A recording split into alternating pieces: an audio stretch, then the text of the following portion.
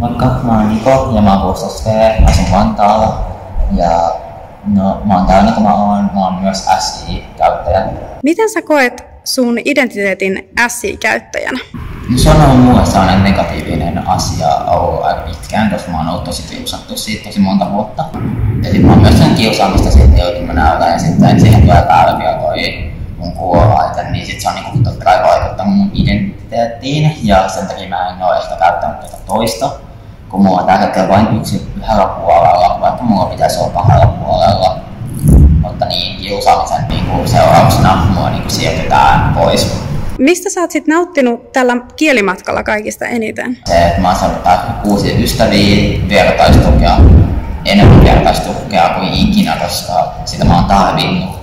Ja koet sä, että tämä matka on positiivisesti vaikuttanut myös kanssa siihen, miten sä koet sun SI-identiteetin? Kyllä, on tosi paljonkin siitä, että mä oon saanut vertaistukea tosi monelta tyypeiltä.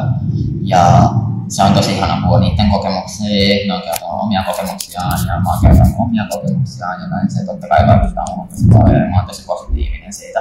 Ja nyt mun identiteetti on muuttunut niin mun myönteisempään puoleen kuin negatiiviseen. Mitä tulevaisuuden suunnitelmia sulla on? Mulla on suunnitelmina se, että mä ajan matkailuautolla ympäri Eurooppaa valokuvaten ja teen siinä pieniä töitä samalla, perustaa pienyritys. On mulla suuria unelmia, mutta suurimpia on se ehkä matkailuautolla Japaniin tai Etelä-Koreaan.